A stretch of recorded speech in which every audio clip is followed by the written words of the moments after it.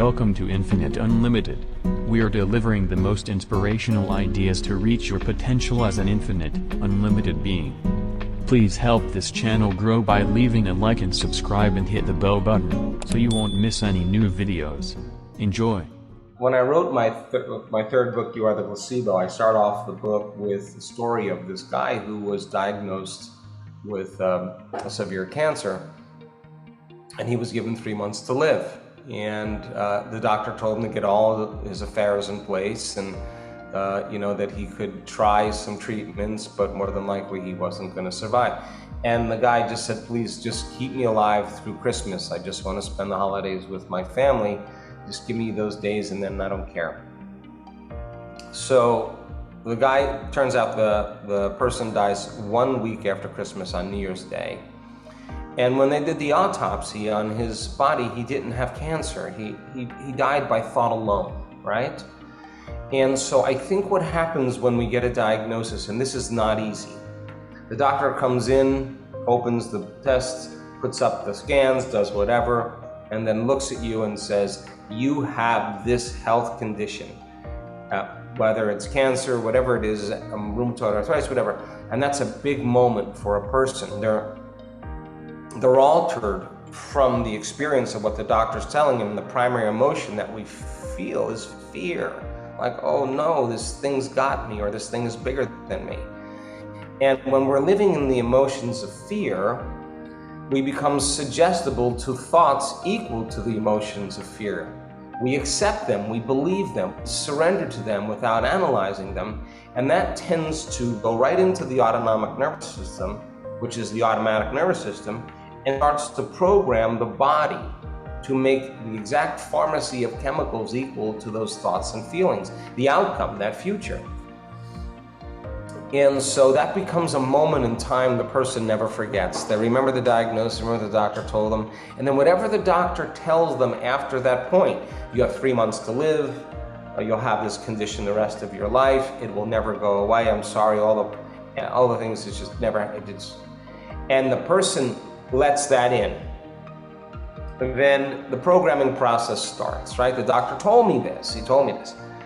Now that's what's natural, that's what's normal. And by the way, I have nothing wrong with the diagnosis or the doctor giving the diagnosis, but we have had so many people who did the chemo, who did the radiation, who did the surgery, who did the gluten-free, vegan, ketogenic, whatever else they were doing to try to change the health condition, but they weren't changing. And so nothing changes until we change. And so then we had a cancer researcher, this woman, come on the stage last weekend, diagnosed with a uterine sarcoma in the middle of her life 6 years ago. And sarcomas are one of the most aggressive cancers there are. 6% of the population responds to chemotherapy from this particular cancer. And she's a cancer researcher. She researches cancer. So she does the round of the best type of chemotherapy they think gets worse. Spreads to her lungs, spreads to her bones, spreads to her liver, spreads all through her pelvis. She's in excruciating pain. Body's getting worse.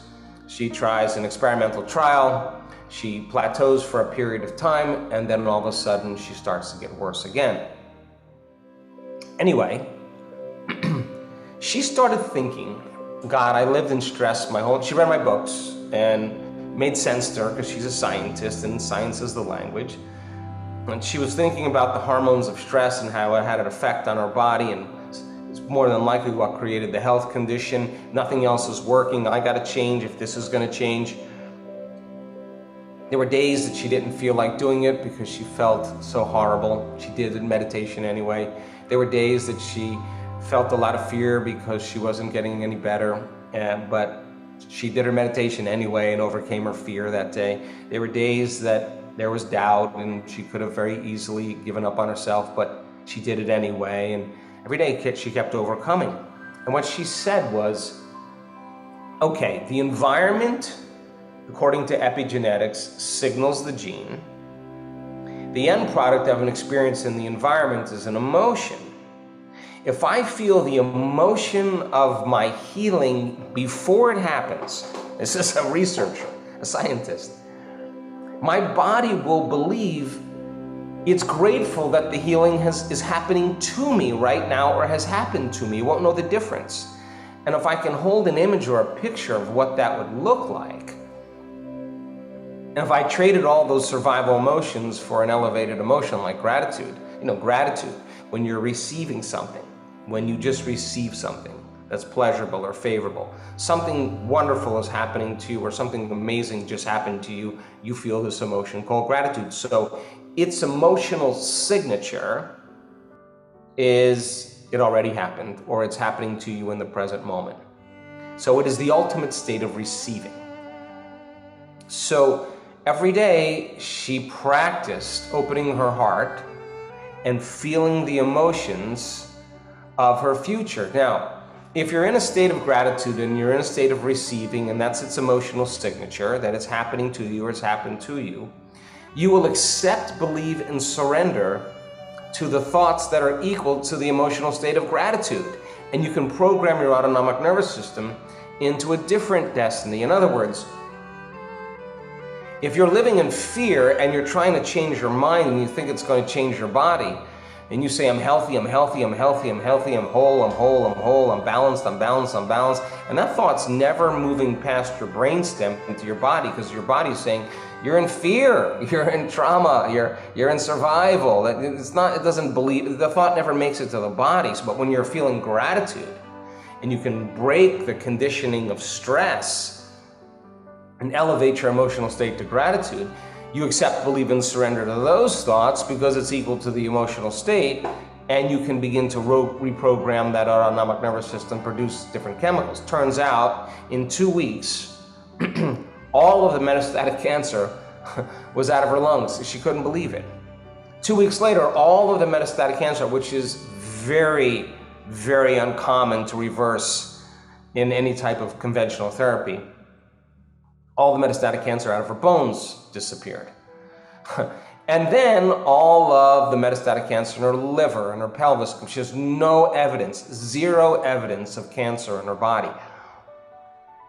New personality, new personal reality. You ask her, where is the cancer?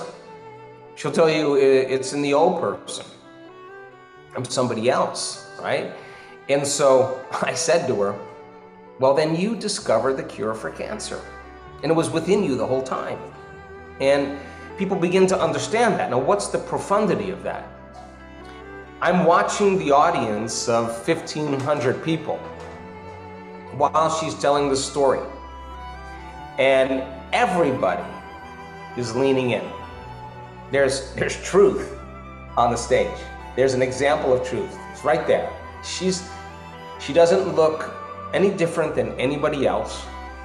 She tells you the facts. She tells you the story. She's a researcher. She's a scientist. Tells you about her fears, the challenges, what happened. She lost her hair. The chemo didn't work. All of that. But when she's telling that story, she's the 4-minute mile. She's the person that broke through, right? Through a layer of consciousness or unconsciousness and says it's possible. I guarantee you someone in the audience who's looking at her and hearing her story who has the same or similar health condition is going to think, well, hell, if she can do that, I think I can do that too. And that moment for many people starts to create this wonderful collective consciousness where all of a sudden that becomes the new normal. In other words, you're witnessing truth. There's a footprint in the quantum field, in the energetic field of information, and there's evidence right in front of you. There's evidence right in front of you that it's possible. You're looking at something that should be changing your belief. It's unbelievable. And when you change your belief, you become conscious of other possibilities. Oh my God, that I am aware of another possibility that I wasn't aware of before. And so the person who gets the diagnosis and lives by the emotions of fear and doesn't understand that they can change that, then they got to go against the program. The person who trades the fear for gratitude and changes their state of being and does it every day. We have researched the proof that if you did that for 4 days, you would strengthen an immunoglobulin that your immune system makes called immunoglobulin A. It gets 50% stronger. It doubles, it increases by 50%. It's an enormous amount of resistance and health that's being created in the body. So when people start to understand what they're doing when they practice gratitude, why they're doing it, then the how they can assign meaning to and get better results. So I think it's so important to, if the person accepts the diagnosis without going, whoa, wait a second, wait. I will go slow here because I don't want to get in the fear and not hear anything you say and accept the things that make me more fearful. And let me ask the right questions. Let me be analytical about this, be aware of my choices. Let me go research it. Let me see if there's an answer that you're unaware of. Let me see if there's another possibility without getting programmed. I think the world's changing in that way, and people, the medical model's changing because you get a diagnosis and a lot of people go home and research about it, and then they know more about it than their doctor sometimes. And if their doctor isn't supporting them in the health choices they're making, they look for a doctor that does. And I think it's a time now in history where it's not enough to know. I think it's a time in history to know how. I really hope you have enjoyed this video. If you have learned something new or just want to share your thoughts about this video, please leave a comment. Until next time.